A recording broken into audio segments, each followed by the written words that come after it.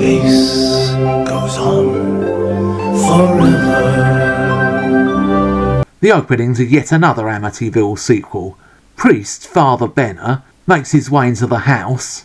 The house. In order to exorcise the evil. He comes across a weird lighting effect, which makes a lot of funny noises, and then has his hand cut off for good measure. A few minutes later, the house uproots itself and then flies off into outer space. Let's hope they remember to cancel the papers. Fast forward 1,000 years or so, the human race has developed advanced technology, spacecraft can take us to the furthest stars, but Netflix is still shit.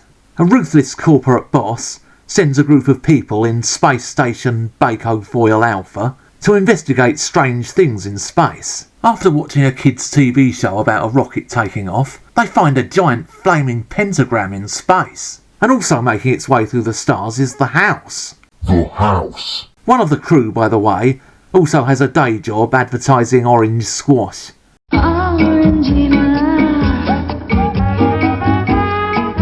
A man who seems to be permanently stuck inside a spacesuit goes into the house. The house. He is confronted by Legion, a demon who is the very personification of evil, although he just looks like a bloke in a cheap Halloween costume with a rubber mask.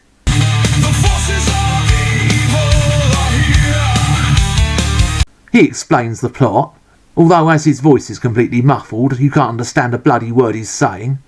This must be one of those, think up your own plot you lazy bastards, must us filmmakers do everything for you, type movies.